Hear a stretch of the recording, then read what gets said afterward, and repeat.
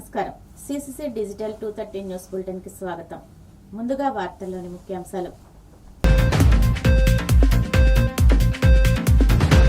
NDA కూటమి ఉభయ గోదావరి జిల్లాల పట్టభద్రుల ఎమ్మెల్సీ అభ్యర్థిగా పేరాబత్తుల రాజశేఖరం నామినేషన్. ఈ కార్యక్రమానికి హాజరైన కేంద్ర మంత్రి శ్రీనివాస వర్మ, రాష్ట్ర మంత్రులు. నులిపురుగుల నివారణ మాత్రలు వేసుకుని రక్తహీనతను నివారించాలి. పశ్చిమ గోదావరి జిల్లా joint collector T. Rahul Kumar Reddy సూచనలు. చంద్రబాబు ప్రాపకం కోసమే డొక్కా నోటికొచ్చినట్లు మాట్లాడుతున్నారు. YCP SC cell working president Kommuri Kanakarao ధ్వజం. పల్నాడు జిల్లా ముప్పాళ్ల వద్ద మహిళా వ్యవసాయ కూలీలతో వెళుతున్న ట్రాక్టర్ బోల్తా. 4 మృతి, మరో 3కి తీవ్ర గాయాలు. ఎన్డీఏ కూటమి ఉభయ గోదావరి జిల్లాల పట్టభద్రుల ఎమ్మెల్సీ అభ్యర్థిగా పేరాబత్తుల రాజశేఖరం సోమవారం ఏలూరులో నామినేషన్ దాఖలు చేశారు. ఎన్డీఏ కూటమి ఉభయ గోదావరి జిల్లాల పట్టభద్రుల ఎమ్మెల్సీ అభ్యర్థిగా పేరాబత్తుల రాజశేఖరం సోమవారం ఏలూరులో నామినేషన్ దాఖలు చేశారు. రాజశేఖరం నామినేషన్ కార్యక్రమానికి కూటమి నేతలు భారీగా తరలివచ్చారు. కేంద్రం ఉక్కు భారీ పరిశ్రమల శాఖ సహాయ మంత్రి భూపతిరాజు శ్రీనివాస వర్మతో పాటు రాష్ట్ర మంత్రులు నాదెళ్ల మనోహర్, కందుల దుర్గేష్, నిమ్మల రామానాయుడు, గొట్టిపాటి రవికుమార్, వాసంశెట్టి సుభాష్, అధ్యక్షులు పల్లా శ్రీనివాసరావు, గోదావరి జిల్లాల ఎమ్మెల్యేలు, ఎమ్మెల్సీలు పెద్ద సంఖ్యలో టీడీపీ, జనసేన, బీజేపీ నాయకులు, కార్యకర్తలు హాజరయ్యారు. ఏలూరు టీడీపీ జిల్లా పార్టీ కార్యాలయం నుంచి భారీ ర్యాలీగా కలెక్టరేట్కు వెళ్లి ఎన్డీఏ కూటమి ఎమ్మెల్సీ అభ్యర్థిగా పేరాబత్తుల రాజశేఖరం నామినేషన్ను దాఖలు చేశారు.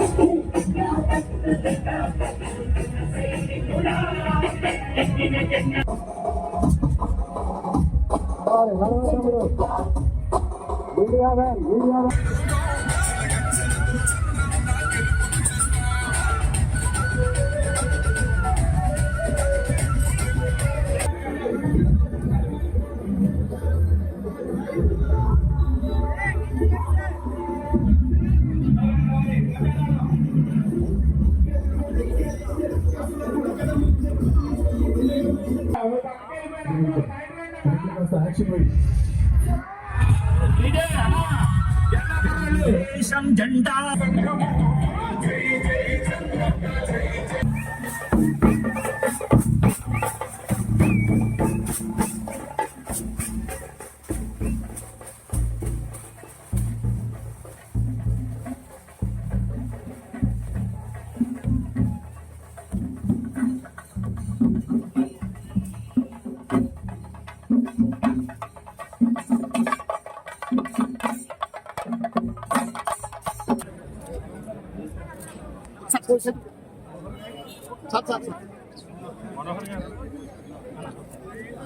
అన్న ఒక్క నిమిషం ఆగండి, కొంచెం వెనక్కరండి అన్న.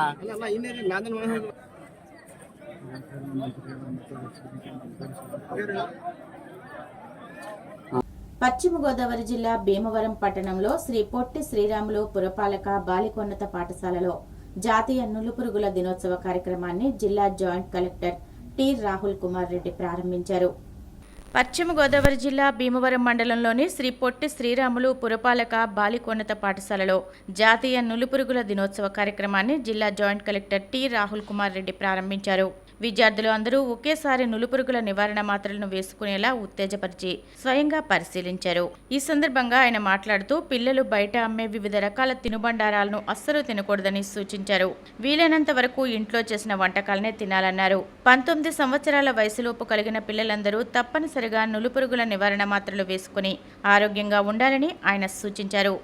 చంద్రబాబు ప్రాపకం కోసమే డొక్కా మాణిక్య వరప్రసాద్ వైసీపీ నేతల గురించి నోటికొచ్చినట్టు మాట్లాడుతున్నారని వైసీపీ ఎస్సీ సెల్ రాష్ట్ర వర్కింగ్ ప్రెసిడెంట్ కొమ్మూరి కనకారావు ధ్వజమెత్తారు. చంద్రబాబు ప్రాపకం కోసమే డొక్కా మాణిక్య వరప్రసాద్ వైసీపీ నేతల గురించి నోటికొచ్చినట్టు మాట్లాడుతున్నారని వైసీపీ ఎస్సీ సెల్ రాష్ట్ర వర్కింగ్ ప్రెసిడెంట్ కొమ్మూరి కనకారావు ధ్వజమెత్తారు. డొక్కా నోరు అదుపులో పెట్టుకోకపోతే గట్టిగా బుద్ధి చెబుతామని హెచ్చరించారు. తాడేపల్లిలోని వైసీపీ కేంద్ర కార్యాలయంలో ఆయన మీడియాతో మాట్లాడుతూ పార్టీలు మారే అలవాటున్న డొక్కా వెన్నుపోట్ల గురించి వెన్నుపోటుకి బ్రాండ్ అంబాసిడర్ అయిన చంద్రబాబు నేతృత్వంలోని టీడీపీలో నుండి మాట్లాడడం హాస్యాస్పదమన్నారు. చంద్రబాబుకి డొక్కా వ్యవహారం తెలుసు కాబట్టే ఏ పదవి ఇవ్వకుండా పక్కన పెట్టారని విమర్శించారు. జగన్ అన్నం పెట్టడం లేదని విజయం ఏమైనా డొక్కాకు ఫోన్ చేసి చెప్పారా అని ధ్వజమెత్తారు. మాకే సిగ్గుగా ఉంది. ఒక సామాన్య కుటుంబం నుంచి వచ్చినటువంటి నీకు వైఎస్ కుటుంబం రాజశేఖర రెడ్డి గారు దళితులకు పెద్దపీట వేయాలని, ముఖ్యంగా మాదిగలకి రాజకీయ ప్రాధాన్యత ఇవ్వాలని చెప్పేసి నీకు రాజకీయ భిక్ష పెడితే వారు 2 సార్లు 2009,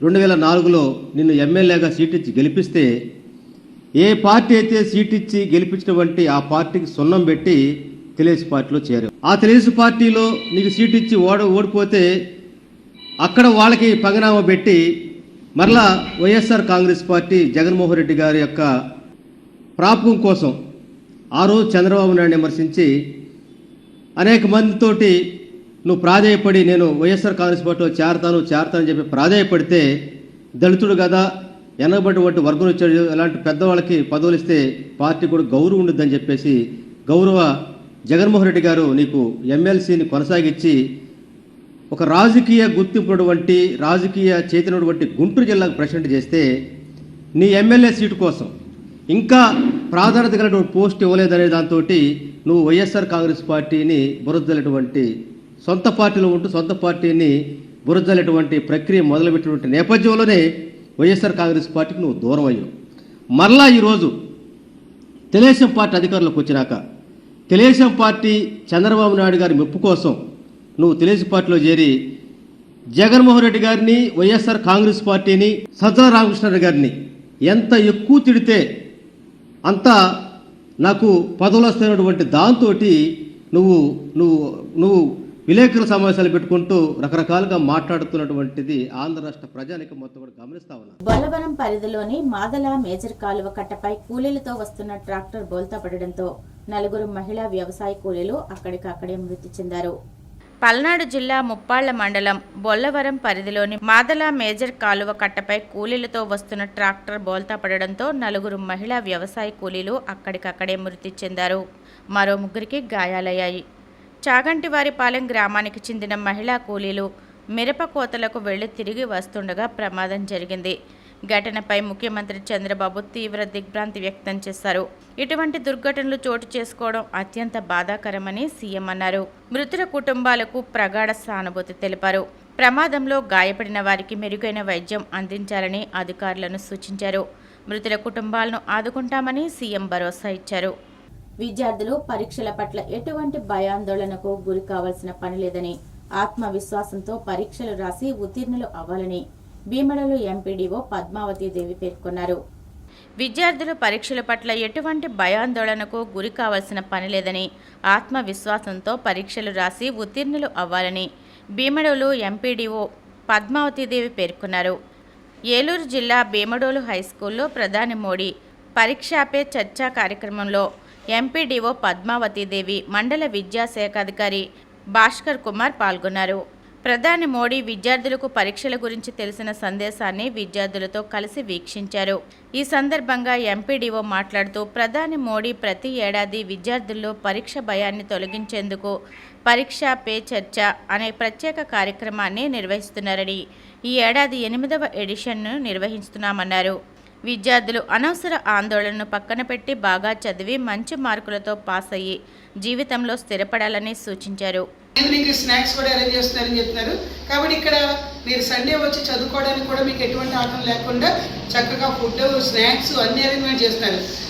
రోజు కంటే సెలవు రోజులు వచ్చిన రోజున ఇక్కడ ఇంకా పీస్ఫుల్గా ఉంటుంది. ఎందుకంటే ఎవరి డిస్టర్బెన్స్ ఉండదుగా.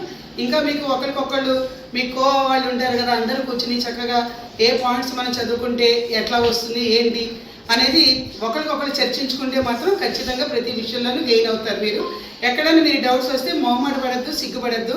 మీ కన్సర్న్ ఎవరైతే టీచర్స్ ఉన్నారో వాళ్ళతో మీ డౌట్ ఏదైనా ఉంటే షేర్ చేసుకుంటే వాళ్ళు ఖచ్చితంగా మీ డౌట్ని కూడా క్లియర్ చేస్తారు.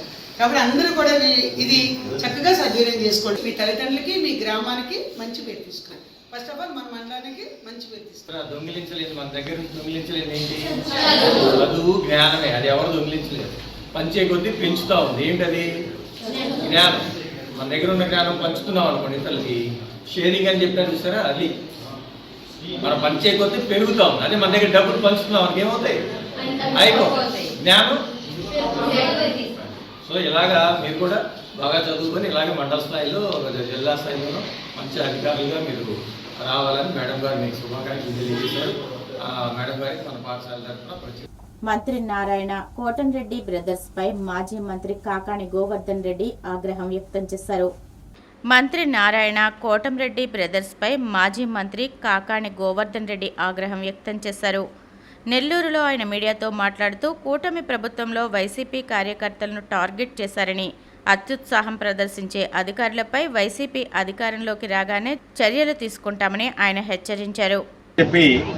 తెలుగుదేశం పార్టీకి సంబంధించినటువంటి వ్యక్తులు ఫిర్యాదు చేస్తే ఎఫ్ఐఆర్ కట్టకుండా, ఎటువంటి ఎఫ్ఐఆర్ లేకుండా అనేక సందర్భాల్లో కోర్టులు, హైకోర్టు దగ్గర నుంచి సుప్రీంకోర్టు స్పష్టంగా చెబుతున్నా మీరు ఎఫ్ఐఆర్ కట్టకుండా ఏ వ్యక్తిని కూడా పోలీస్ స్టేషన్లకు తీసుకురాకూడదు, తీసుకురావడం అక్రమ నిర్బంధం అని చెప్పి పదే పదే చెబుతున్నా వాటన్నిటినీ లెక్క చేయకుండా, లక్ష్య పెట్టకుండా ఈరోజు ఆ సతీష్ యాదవ్ అనేటువంటి పిల్లవాడిని ఈరోజు తెలుగుదేశం పార్టీకి సంబంధించినటువంటి నాయకులు చెప్పారని చెప్పి తీసుకువెళ్ళి దారుణంగా హింసించారు. సారి ఆ కుటుంబాన్ని చూస్తే పాపం ఎంత బాధాకరమైనటువంటి విషయం అంటే, ఆ భార్య, సతీష్ భార్య పాపం 9 నెలల నిండు గర్భవతి.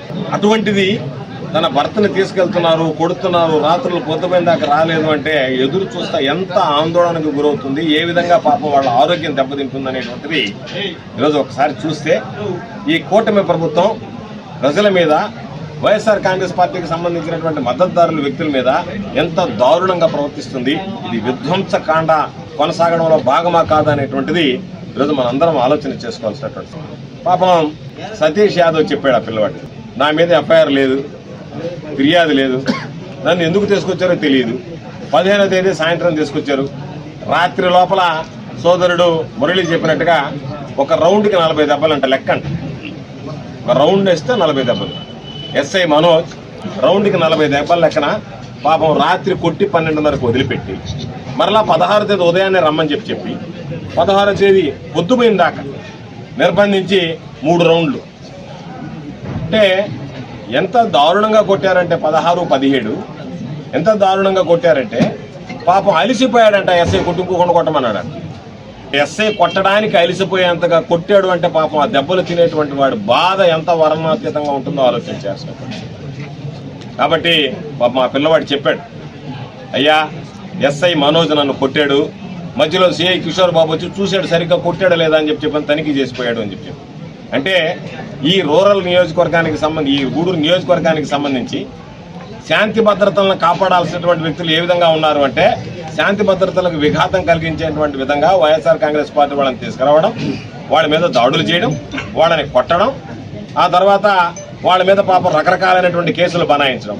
కాబట్టి నేను ఈ సందర్భంగా చెప్తున్నా, ఎవరైతే ఎస్ఐ మనోజ్ అనేటువంటి వ్యక్తి, సిఐ కిషోర్ బాబు అనేటువంటి వీళ్ళిద్దరూ తీసుకొచ్చి నిర్బంధించి ఇప్పుడు ఆ పిల్లవాడి మీద అకారణంగా చేయి చేసుకున్నారో వాళ్ళ మీద విచారణ జరిపిస్తాం.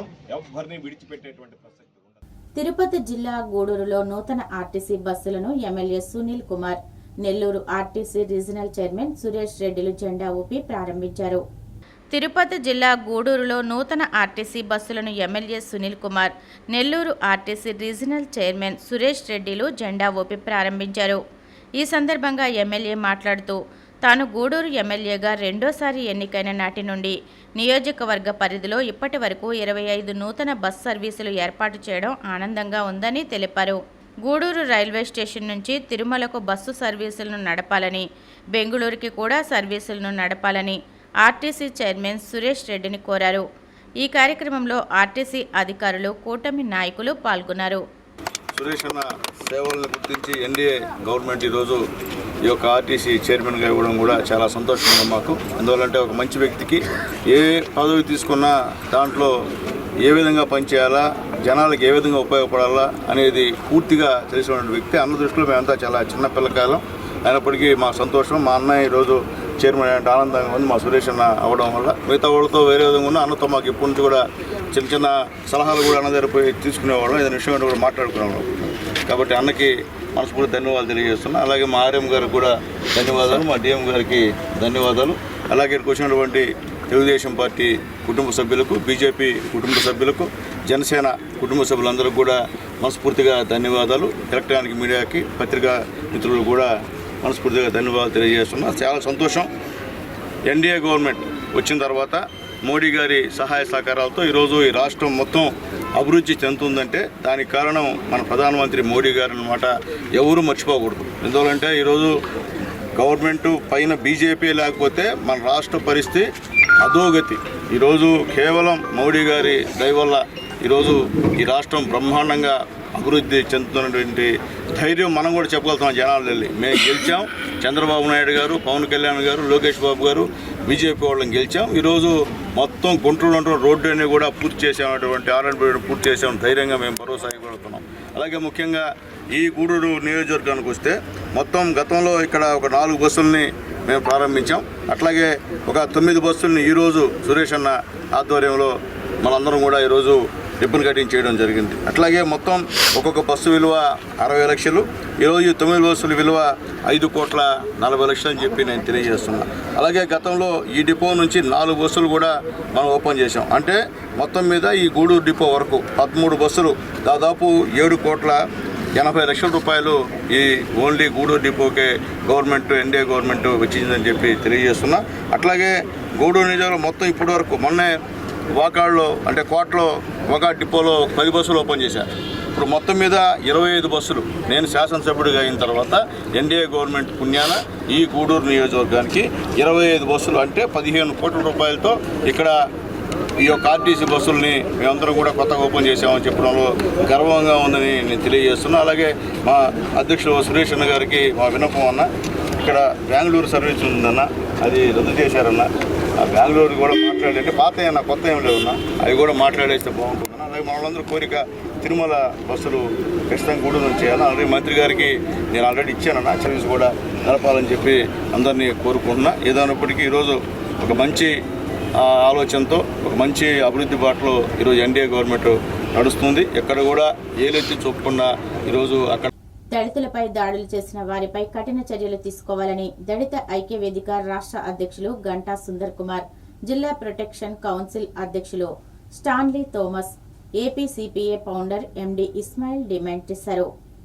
దళితులపై దాడులు చేసిన వారిపై కఠిన చర్యలు తీసుకోవాలని దళిత ఐక్య వేదిక రాష్ట్ర అధ్యక్షులు గంటా సుందర్ కుమార్, జిల్లా ప్రొటెక్షన్ కౌన్సిల్ అధ్యక్షులు స్టాన్లీ థోమస్, ఏపీసీసీఏ ఫౌండర్ ఎండి ఇస్మాయిల్ డిమాండ్ చేశారు.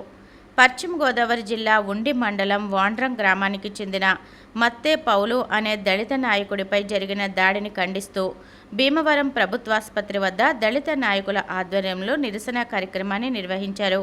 ఈ సందర్భంగా వారు మాట్లాడుతూ వాండ్రం గ్రామంలో ఆక్వా పనులు చేసుకుంటున్న రాజుపై కొందరు వ్యక్తులు దాడి చేసి గాయపరిచారని, దాడి చేసిన వారిపై పోలీసులు తక్షణం చర్యలు తీసుకోవాలని డిమాండ్ చేశారు. ఈ కార్యక్రమంలో మోరియా, గుర్రం జాషువా, జి దానియేలు, కె శ్యాము, బెనర్జీ తదితరులు పాల్గొన్నారు. కట్టేశామని వారు పోలీసు కేసు కట్టారని పోలీసు చెప్పడం జరిగింది. మరి కేసుని న్యాయ విచారణ జరిపించి మరి మత్తే రాజ్ కుమార్ గారికి న్యాయం చేయాలని మేము కోరుచున్నాం. అదేవిధంగా దళితులపై దాడులు, దౌర్జన్యాలు, వేధింపులు చాలా ఎక్కువయ్యాయి. వాటన్నిటిని కూడా మేము అరికట్టమని మరి ప్రభుత్వాన్ని కోరుచున్నాం, ప్రభుత్వాన్ని డిమాండ్ చేస్తున్నాం. కాబట్టి కేసుని మరి ఎవరైతే రాజ్ కుమార్ మీద దాడి చేశారో ఆ కేసుపై న్యాయ విచారణ జరిపించి దోషులపై కఠిన చర్యలు తీసుకోవాలని దళిత సంఘాలు, క్రైస్తవ సంఘాల తరఫున మేము డిమాండ్ చేస్తున్నాం.